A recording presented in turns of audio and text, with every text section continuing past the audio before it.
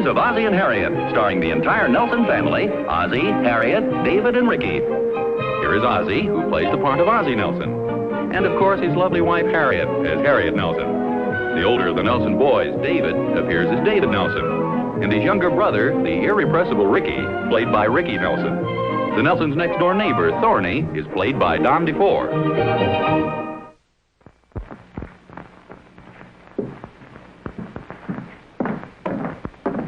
Hey, Mom. Have you seen the screwdriver around here? I don't think so. Pop said he left it here. Oh, must be here someplace then. I've been busy getting dinner. Hey, stay out of that cookie jar. I thought you were too busy to notice anything.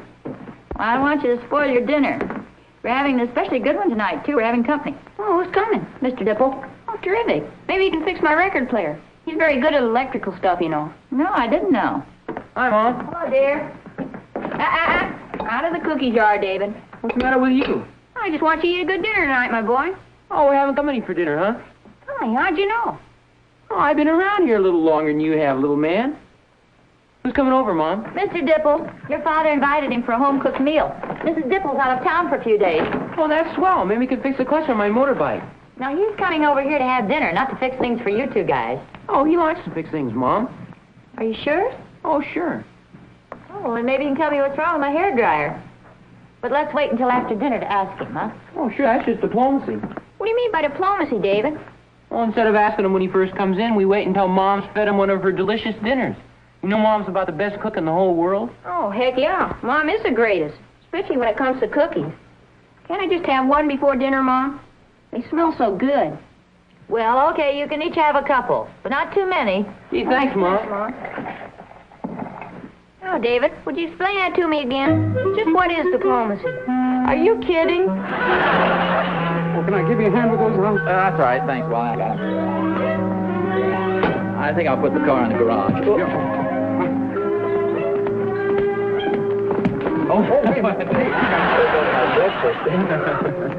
I'm afraid the car's a little too close, Oz.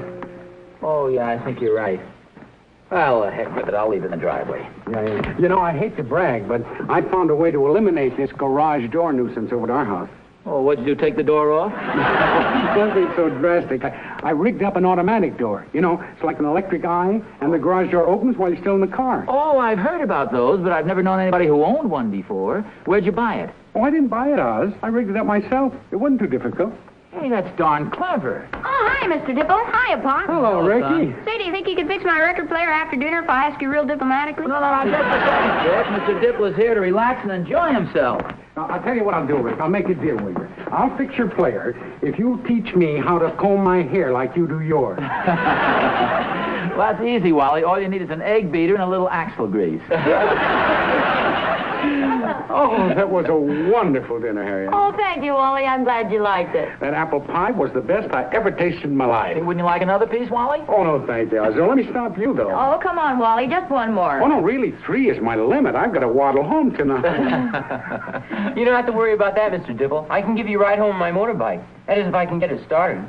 I've been having a lot of trouble with it Not lately. yet, David. No, wait a minute, you guys. Stop dropping hints all over the place. Mr. Dipple's here to enjoy himself. Oh, No, I really mean it. Besides, I'd kind of like to hear a little more about that automatic garage door of yours, Wally. Oh, nothing spectacular about that. Oh, you mean you've actually invented a garage door that's automatic? Well, it's not exactly an original idea, but this particular design is my own. It works on the same principle as the electric eye. Golly, that must have taken a lot of work. Well, I spent several months on the details, Rick, but the actual installation's very simple. Well, sounds like a wonderful time saver. A garage door that opens automatically? Yeah, I think you ought to put it on the market, Wally. Yes. Oh, everybody says that, but frankly, Oz, I am no businessman. Well, I know this sounds like a natural to me, though. I know I'd sure like to have one. Well, I'll install one for you tomorrow. Oh, no, I couldn't put you to all that trouble. Well, it's no trouble at all, Oz, and I'd like to do it. Well, under one condition. That I pay for all the material and do all the work. You just tell me how to do it. We'll talk about that tomorrow. Harriet, I'm sorry to eat and run. Oh, I understand, Wally. Thanks again for that wonderful dinner. Anytime at all. We'll show you to the door, Wally. Good night, boys. Good night, Mr. Dipple. I think your hat is right on the hall here. I guess we're not very good at diplomacy. What do you mean? I wanted Mr. Dipple to fix my record player. You wanted to fix a motorbike, and Mom wanted to fix a hairdryer. Yeah, how about that? I guess Pop must be smarter than we think. He won and he wasn't even playing.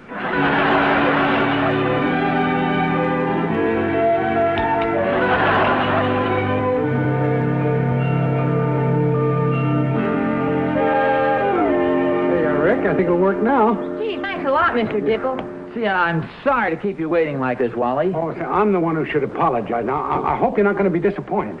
What happened? Did you leave part of the automatic door at home? No, well, I've installed it already. Oh, gee, you shouldn't have gone to all that trouble. Oh, hey, Pop, it wasn't any trouble. No, of course not. And Ricky was a big help, too. Sure, I got your screwdriver for him, Pop. Oh, so that's what happened to it. Well, evidently you got along pretty well without me. Oz, I saved the best part of all for you. Shall we give it a try? Oh, yeah, boy, sure. Let's go. Okay, Oz, now you just get in the car and follow instructions. Give in, Ricky. All right, now you ready? Yeah. Okay, one long blast on the horn. Roger. Yeah, now flash the lights on and off twice. Once, twice. Hey, how about that? Hey, that's amazing. Oh, golly. Now, how do you get it down? Oh, well, when the car goes through here, it breaks this beam, you see? Now it comes down automatically. Well, that's wonderful, Wally. You like it? Gee, who wouldn't? Hey, what's going on here? Oh, hiya, Thorny. Hi, Oz. Wally? Hello, Thorny. Thorny, you're just in time. We're making history right here in our yard today. Well, I don't know about that, but you're making a heck of a lot of noise. Stand right there. You're about to witness the most amazing demonstration you've ever seen. Let me do it, Pop. Okay. One long honk of the horn. Two flashes of the light. Now watch the garage door. Oz, that's terrific. That's sensational. Isn't it now? Isn't that great, Mrs. Orbury? That's an electric eye opener. Yeah. Now that breaks the beam. Now watch it. Hey, it comes down automatic, too. That's terrific. Well, I'm going to tell everybody about this. Don't wear it out before I get back, Pop. Where'd you get it, Oz? It's Wally's invention. No kidding. Oh, well, there's several on the market, but I did work out this one myself. Wally, I think it's great. Well, when are you planning on putting this one on the market? That's the same thing I asked him. Oh, well, I don't think it'd have any commercial value. Wally, are you kidding? Why, a thing like this would sell like hotcakes. Well, I have had several nibbles. As I told you last night, Oz, here's one of the cards here. Jackson Benchfield. Yeah, he's a big industrialist. He's contacted me several times. I think Wally ought to call him up. Got pretty nice engraving on the cards, Oz. Why don't you call him, Wally? Oh, I don't know. As I was telling you, Oz, I'm an awful businessman. Well, all you have to do is call the man up and make an appointment. Why, it's as easy as that. That's all there is to it. Yeah, I know it sounds easy, but I get all the... So I tell you what I will do. If you two would like to handle the business end, I'd be happy to have you as partners. Because, as I said before, I'm an awful businessman. What do you say, Thorny? Well, Oz, I think it's great. I'll call the man up right away. Good. We'll get the ball rolling. Why, we'll have a Dipple door on every garage in town. Looks as if you've made yourself a deal, Wally. Well, I have made a deal. Maybe I'm not such a bad businessman after all.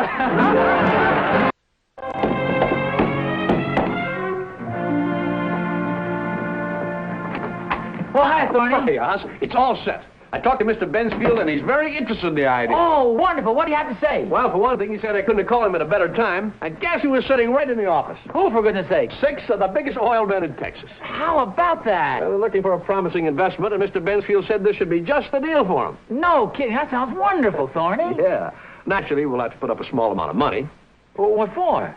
Well, our corporation will be expected to pay for the patents and the blueprints and that sort of stuff. Oh, yeah. Well, that sounds reasonable. Mr. Bensfield will want to see us this afternoon at 2 o'clock sharp.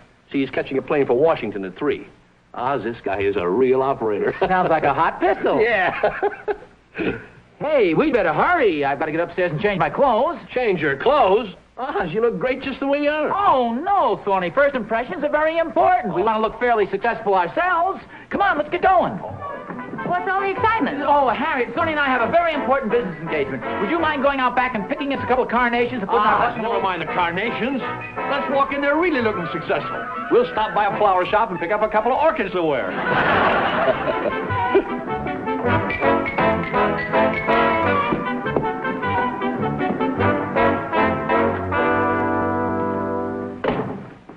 Thorny!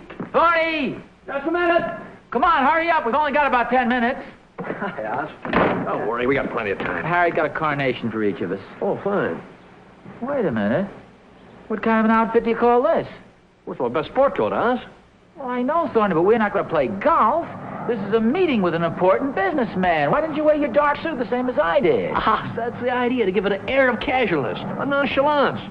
Well, okay, come on, let's hurry up. Oh, it won't matter, Oz. We're 15 or 20 seconds late. Now what are you going to do? I want to make sure this door is locked. I've got some valuable tools in there. Oh, doggone it. What's the matter? I don't have much gas. Do you think we have time to stop at the gas station? Oh, no, Oz. Come on, let's take my car. Well, I'll put this in the garage first. Okay, I'll open the door.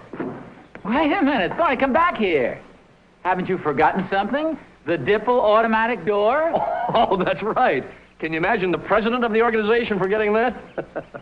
The president of the organization? When did this happen? Well, I just elected myself a few minutes ago. I think Dipple and I ought to have something to say about that. Look, Oz, we haven't got time to argue about it. Now, come on, let's go.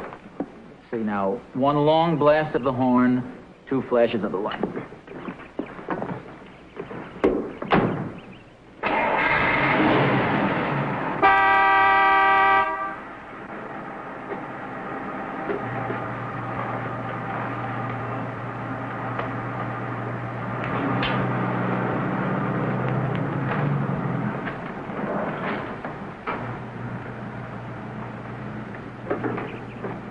Oz, that darn thing is amazing. Isn't it, though?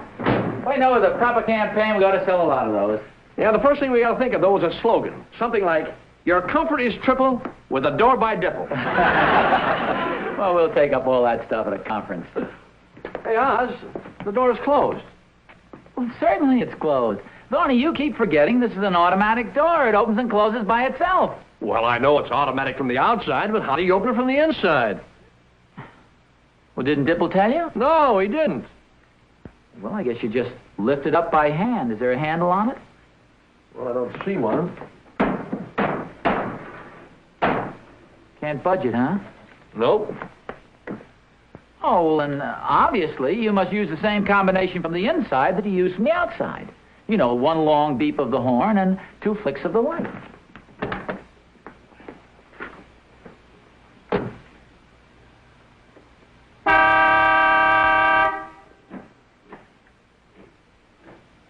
Nope, didn't work, Oz. Why not? It worked before.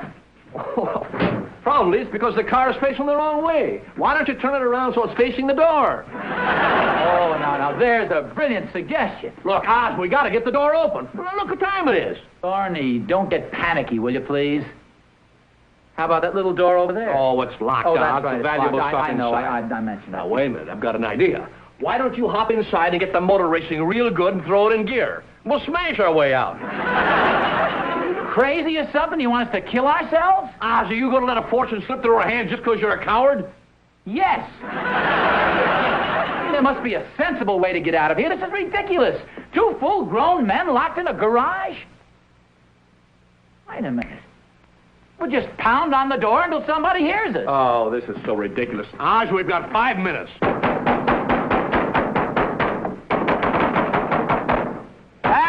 Help! David! Help! Ricky! Open the door! Hello out there! Think anybody heard us? Well, I don't know. If you weren't such a cheapskate, you'd had a phone put in here. Are you kidding? Who ever heard of a telephone in a garage? Plenty of people will be doing it if they ever start selling these doors.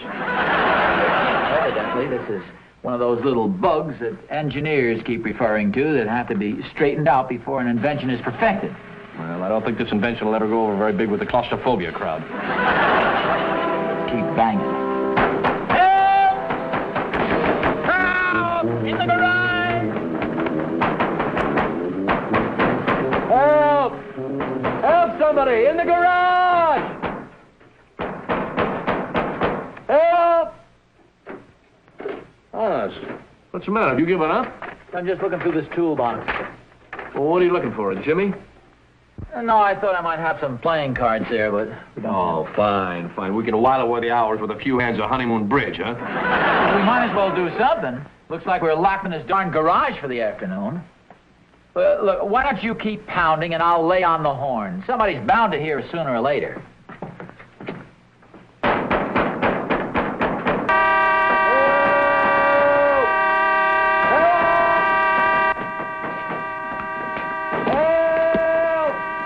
What's that? I don't know. It sounds like it's coming from the garage. Our horn must have gotten stuck. Help! Sounds like Mr. Thornbury. Open the door! Wait just a minute. I think you hear somebody coming. Is that you, Mr. Thornbury? Yeah, it's David. David, we're in the garage! Mr. Thornberry and I are in the garage. Hey, it's Pop. Hey, Pop, what are you doing in there? Mr. Thornberry and I are locked in here. Gee, how'd you do that? Never mind how we did it. We want you to help us get out of here. Will you help us, please? Okay, Pop, I'll be right back with the car. Stay right there now. Stay right there. Are you kidding?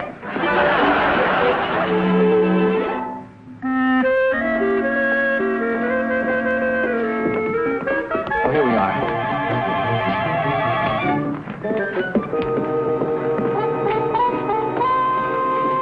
What the heck? Oh, this place is deserted. Yeah. Looks like he's already taken off for Washington. Say, did you notice the lettering on the backs of those guys that just went down the hall? Yeah. Say, do you suppose he owns a finance company, too?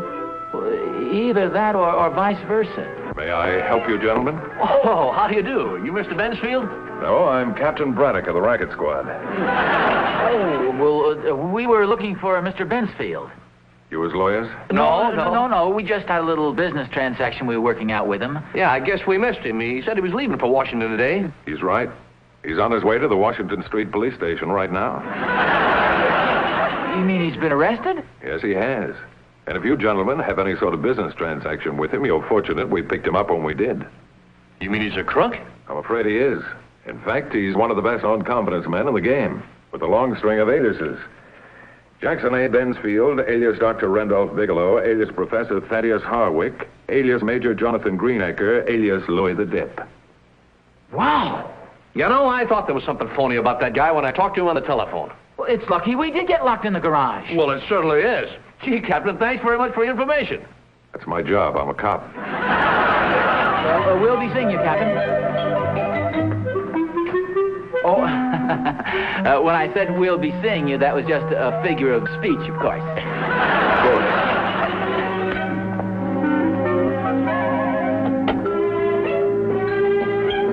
Oh, hello, dear. How was your meeting with Mr. Bensfield?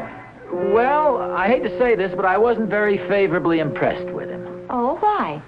Well, he struck me as being a little bit dishonest, Harriet. Oh, really? Why do you say that?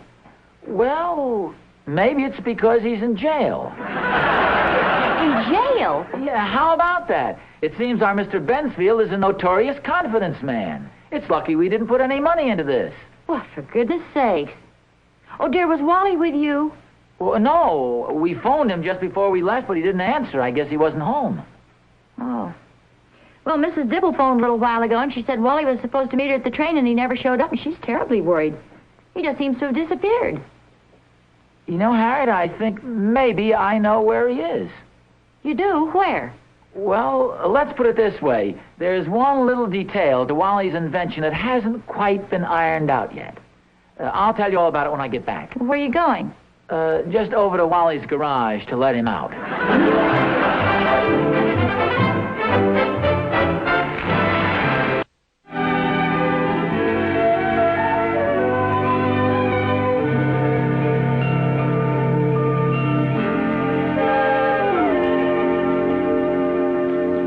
Hi, Wally. Harriet tells me you were looking for me. Oh, yeah, I was. I've been doing a little work this morning. So I understand. You fixed Harriet's hairdryer, David's motorbike. You've been a busy guy. Yeah, oh, I don't mean that, Oz. I've got something much more interesting than that. Oh, really? Yeah, a brand new method for opening the garage door. No more worries about honking a horn or flashing lights. What's the gimmick? You see this? Yeah. This is a special high-frequency whistle. And it's pitched so high that the human ear can't hear it. And yet, it'll break the beam and open the garage door. That sounds amazing. Can I have a little demonstration? Yeah, all right. Now watch.